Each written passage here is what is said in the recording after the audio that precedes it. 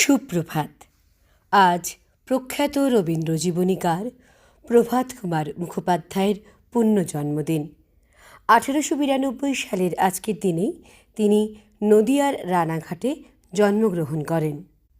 প্রভাত কুমারের জীবনের বৃহত্তম এবং মহত্তম কীর্তি তথা সর্বশ্রেষ্ঠ অনন্য সৃষ্টি হল 4 খণ্ডে রচিত রবীন্দ্র জীবনী। জীবনীটি লিখতে তাঁর সময় লেগেছে দীর্ঘ 25 বছর। এই সম্পর্কে তিনি লিখেছেন, 1901 সালের শেষ দিকে আমি রবীন্দ্রনাথের সান্নিধ্যে আসি। তারপর দীর্ঘ 32 বছর রবীন্দ্রনাথকে দেখবার, জানবার, তার কথা শুনবার, অপার স্নেহ পাওয়ার, কবির সঙ্গে তর্ক বিতর্ক, এমনকি সভা সমিতিতে তাঁর বিরোধিতা করার সুযোগ পেয়েছিলাম। লাইব্রেরিতে আমার ঘরে রবীন্দ্রনাথ সম্বন্ধে যেসব লেখা সংবাদপত্রে প্রকাশিত হতো তা রাখা থাকত।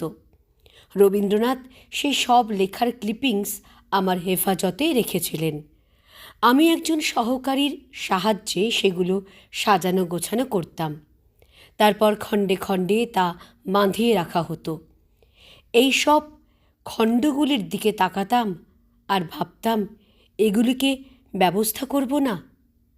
সেগুলি হলো আমার রবীন্দ্র জীবনী লেখার প্রেরণা।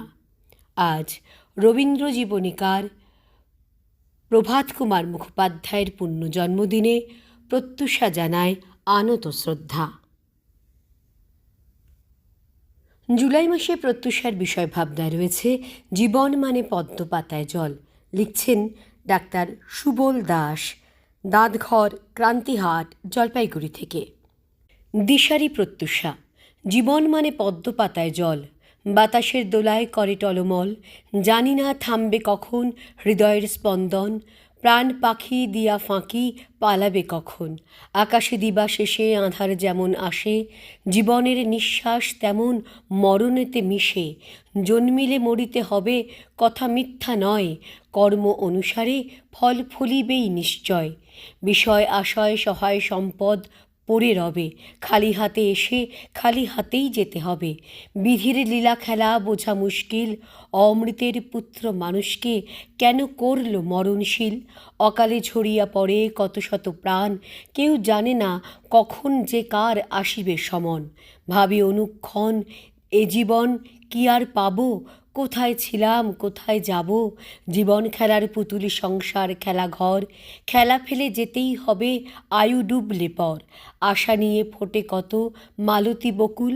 তবু কেন জীবন মানে ঝরে পড়া ফুল, বিবেক থাকলে আবেগ থাকে, থাকে ভালোবাসা, ক্ষণিকের জীবনে কি মিটে সকল আশা, চলমান মানব দেহ কত মায়ামোহ, কখন থমকে যাবে জানে না তা কেহ, আজ আছি কাল থাকবো কিনা জানার নাই উপায়, সময়ের কর্ম সময়ে করা বুদ্ধিমত্তার পরিচয়, কখন সমন জারি হবে কেউ নাহি টের পাবে, থাকতে সময় মানবতার স্মৃতি রাখতে হবে, সমাজ সংসার সুন্দর হলে ধন্য হবে জাতি, স্মৃতির পাতায় অমর হয়ে থাকিবে সুখ্যাতি, মননে চিন্তনে আমি করি এই কামনা, মানব জমিন আবাদ করে ফলাও সবে সোনা, ক্ষয়িষ্ণু এই জীবনে ভবিষ্যৎ বড়ই অনিশ্চিত, কাজেই আজকের কাজ আজ করাই যুক্তিসঙ্গত, ভাবতে হবে জীবন পদ্ম পাতায় টলমল, কেউ জানে না কখন হাওয়ায় হইবে বিফল। নমস্কারান্তে ডাক্তার সুবল দাস, ক্রান্তিহাট, জলপাইগুড়ি। লিখছেন উদ্দালক চক্রবর্তী, কর্ণজোড়া, উত্তর দিনাজপুর থেকে। প্রিয় প্রত্যুষা, পদ্মপাতায় জল দূর থেকে দেখতে অত্যন্ত সৌন্দর্যমণ্ডিত ও উজ্জ্বল মণিময় বোধ হয়, কিন্তু নিকটে গেলেই উপলব্ধি হয় তা বড়ই ক্ষণস্থায়ী, সামান্য আঘাতেই তা ভূপৃষ্ঠে পতিত হয়। জীবনও যেন অনেকটা এমনই, এত টানাপোড়েন, জটিল হিসাবের সূক্ষ্ম বিচার বোঝাপড়া সেখানে ক্রমাগত চলমান, কিন্তু হঠাৎই দেখা যায় এক মুহূর্তের তরে তা সব নিঃশেষ হয়ে যায়, পড়ে থাকে শূন্য হাটের পরিত্যক্ত দোকানগুলি। আমাদেরও কবিগুরুর সুরে বলতে হয়, ঠাঁই নাই ঠাঁই নাই, ছোট সে তরি। সত্যি জীবন যদি এতই ক্ষণস্থায়ী ও ক্ষুদ্র হয়, তবে আমাদের এত জীবন সংগ্রামের প্রয়োজন কোথায়? তবে জীবনের মধ্যে টিকে থাকার উদ্দেশ্যই বা কী? অলিভার কামু বলেছিলেন, মানুষ যখনই জীবনের অর্থ সন্ধানে ব্যর্থ হয়, তখনই অ্যাবসার্ড গ্রাস করে তাকে। সে ভাবে জীবন অর্থহীন, কিন্তু জীবন ভালো মন্দের সংমিশ্রণ ও গভীর অর্থবাহী। তার ভালোটুকু গ্রহণ করে মন্দটুকু হাঁসের মতো নিক্ষিপ্ত করতে হবে সময়ের স্রোতে, তবেই জীবনের প্রকৃত সারাৎসার উপলব্ধ হবে। বর্তমান যুগে মানব জীবন হয়ে পড়েছে প্রতিযোগিতাময়, ফলে জীবনকে চোখ মেলে দেখার মতো সময় তার নেই। তাই সে হয়ে পড়েছে অধৈর্য ও বিষাদগ্রস্ত। অল্পেই ধৈর্য হারিয়ে আত্মহননের বিষয় আজকের অহরহ ঘটনা। তাই প্রত্যুষা মানুষের জীবনের প্রকৃত অর্থকে উপলব্ধি করতে হবে। স্মরণ করতে হবে কবিগুরুর জীবন দেবতার অর্ঘ্যকে, যা জীবনকে ভালোবাসতে শেখায়। জীবন হলো সিসিফাসের ভার উত্তোলন, যেখান থেকে মানবের মুক্তি নেই। তাই জীবনকে সহজভাবে গ্রহণ করাই প্রকৃত বাঁচার মন্ত্র। সুতরাং হিংসা মনোমালিন্য ভুলে কবিগুরুর সেই কবিতার বাণীকেই মনের মধ্যে উচ্চারণ করতে হবে প্রতিটি মানবকে। মনেরে আজ কহজে, ভালো মন্দ যাহাই আসুক, সত্যের লও সহজে। নমস্কারান্তে, উদ্দালক চক্রবর্তী, উত্তর দিনাজপুর।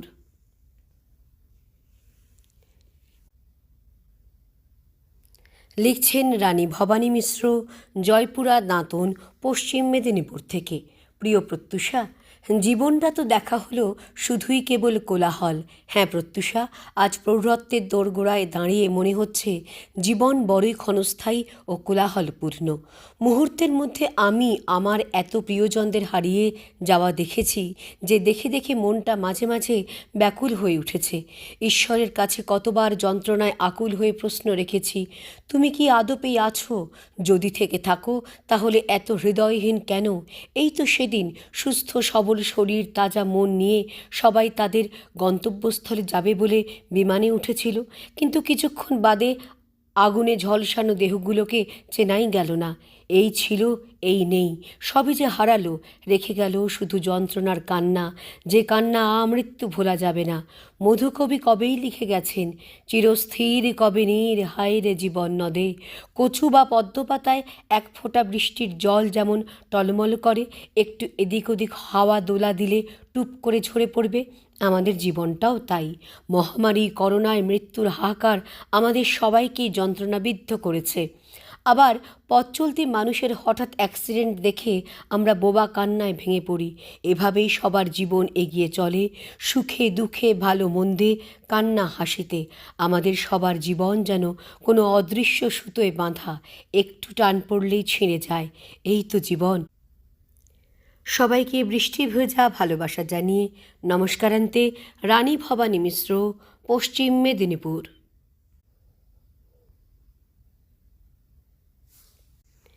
লিখছেন মঞ্জুশ্রী কর, 20 বৈষ্ণবঘাটা লেন, আম্রপালি গ্রিন, কলকাতা থেকে। প্রিয় বন্ধু প্রত্যুষা, আশ্বিনের এক সকালে গ্রামের বাড়িতে সবুজ ধান ক্ষেতের ভেতর দিয়ে যেতে যেতে দূরে একটা ঝিল দেখতে পেলাম। ওই ঝিলে সুন্দর পদ্মফুল ফুটে রয়েছে, আর তার সবুজ পাতার ওপর টলটলে জল মুক্তোর মতো গড়িয়ে পড়ছে। আর তখনই মনের মধ্যে ফুটে উঠল জীবনের ছবি। যে জীবনকে নিয়ে আমরা অহংকার করি, তার অস্তিত্ব ওই পদ্মপাতায় জলের মতো। জীবন জরা মৃত্যু ব্যাধির অমোঘ শাসনের অধীন। জন্ম ও মৃত্যু মানুষের জীবনে অবধারিত। গীতায় বলা হয়েছে, জীবন বিনাশশীল, কিন্তু দেহের ভিতর যিনি অবস্থান করেন সেই আত্মা অবিনাশী। অন্যান্য জীবের মতো মানুষের এই দেহটি ক্ষিতি, অপ, তেজ, মরুত, বোম, এই পঞ্চভূত বা প্রাকৃতিক উপাদানে গঠিত। এই সকল প্রাকৃতিক উপাদান বিনাশশীল। ক্ষণভঙ্গুর এই জীবনে কোনো কিছুই স্থায়ী নয়। জীবন যখন পদ্মপাতায় জল, তখন এই জীবন থাকতেই সৎকর্ম করা উচিত। ভারতবর্ষের সাধক, ঋষি, অবতার, সদ্গুরু ও মহাপুরুষরা তাঁদের ঋষি সুলভ প্রজ্ঞা, দার্শনিক সুলভ অনুসন্ধিৎসা ও বৈজ্ঞানিক সুলভ মনোভাবের দ্বারা যশস্বী হয়েছেন। এইসব কীর্তিমান সাধকরা মৃত্যুকে জয় করেছেন। আমাদেরও তাঁদের অনুসরণ করা উচিত। জীবনে সমদর্শী হতে পারলে সবাইকে ভালোবাসা যায়। জীবন যখন পদ্মপাতায় জল, তখন এই জন্মেই অনন্ত যন্ত্রণা থেকে পরিত্রাণের উপায় খুঁজতে হবে। এর জন্য আত্মবোধের বিকাশ ঘটাতে হবে। জীবন মানে পদ্মপাতায় জল, এই কথার আসল মানে বুঝে মনুষ্যত্ব দেবত্ব অর্জন করতে হবে। শুভেচ্ছান্তে মঞ্জুশ্রী কর, কলকাতা। লিখছেন শুভেন্দু সাউ, বিশপুর, হাসনাবাদ, উত্তর 24 পরগনা থেকে। প্রিয় প্রত্যুষা, একদিন সকালে প্রাতঃভ্রমণে বেরিয়ে এক শিক্ষক মহাশয়ের সঙ্গে দেখা। জিজ্ঞাসা করলাম, স্যার কেমন আছেন? শরীর কেমন যাচ্ছে? আর বলো না বাবা, এই বয়সে যেমন যাওয়ার তেমনি যাচ্ছে। আমাদের জীবন এখন পদ্মপাতায় পড়া এক ফোঁটা জলের মতো। কখন যে টুক করে চলে যাব কেউ বলতে পারে না। এই তো 2 মাস আগে তোমার কাকিমা আমাকে ছেড়ে টুক করে চলে গেল। রাত্রে খাওয়া দাওয়ার পরে ঘুমিয়েছে, হঠাৎ বলল একটু বুকে ব্যথা। ব্যাস, সব শেষ। জীবন মানে মিথ্যে কথা, কখন আছে কখন নেই কেউ বলতে পারে না। পদ্মপাতায় এক ফোঁটা জল পড়লে যেমন জলটা সরোবরের জলে মিশে যাওয়ার জন্য ব্যস্ত থাকে, আর একটু সুযোগ পেলেই হয় আর কি। জীবনও তেমনি একটু সুযোগ পেলেই এই ভাঙা খাঁচা ত্যাগ করে অন্য নতুন খাঁচা ধারণ করবে। এটাই তো প্রকৃতির নিয়ম। ভালো থেকো বাবা। স্যার, আপনিও ভালো থাকবেন। শুভেচ্ছান্তে শুভেন্দু সাউ, উত্তর 24 পরগনা। লিখছেন অচিন্ত কুমার রায়, চালসা, জলপাইগুড়ি থেকে। প্রিয় প্রত্যুষা, জীবন মানে পদ্মপাতায় জল। তোমার এই কথাটির অর্থ সর্বাঙ্গীন সুন্দর হলেও আমি পুরোপুরি একমত নই। জীবন আজ আছে, কাল নেই। এই সুন্দর ভুবনে মানবের মাঝে আমি বাঁচিবারে চাই। জগতে সমস্ত কিছুর ঊর্ধ্বে একমাত্র মানুষ বা তাঁর জীবন হচ্ছে বেশি মূল্যবান। আমরা জন্মের পর এই পৃথিবীতে অনন্তকাল ধরে কেউ বেঁচে থাকব না, তা ঠিক, কিন্তু বেঁচে থাকবে মানুষের রূপ, পবিত্রতা, নৈতিকতা ও আদর্শ। যেখানে সর্বাপেক্ষা অধিক আধ্যাত্মিকতা ও অনন্ত দৃষ্টির বিকাশ হয়েছে, যেখানে নিঃশব্দে শিশির পাতার মতোই সকলের অলক্ষ্যে সঞ্চারিত হয় পৃথিবীর সবচেয়ে সুন্দর শুভ কর্মগুলো, যা তুমি সংসার, সমাজ ও দেশের জন্য ফুটিয়ে তুলেছ। ভয়কে জয় করতেই হবে। ভয়ের কাছে যে পরাজয় স্বীকার করে সে জীবনে পদে পদে পরাজয় বরণ করে। অতএব ভয় আমাদের সত্তাকে সংকুচিত করে, তার জাগরণ ও বিকাশ ব্যাহত হয়। সুতরাং উদ্দেশ্যের দিকে লক্ষ্য স্থির রেখে সকল নৈরাশ্যকে পায়ে দোলে উৎসাহগ্নির উত্তুঙ্গ শিখা সর্বদা ঊর্ধ্বমুখী রেখে নিরলসভাবে এগিয়ে যেতে হবে। চরৈবেতি, চরৈবেতি।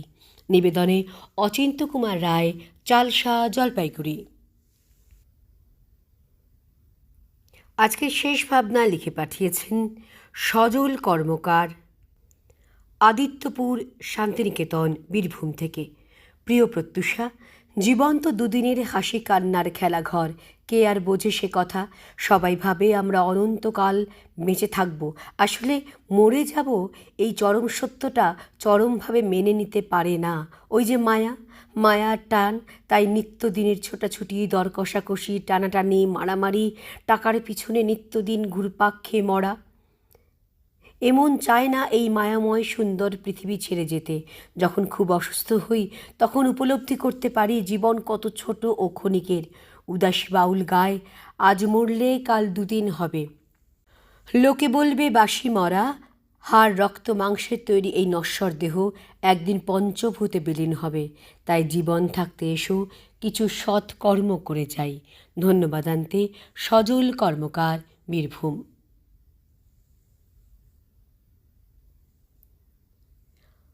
আগস্ট মাসে প্রত্যুষার বিষয় ভাবনা রয়েছে এদেশ এদেশ আমার এদেশ।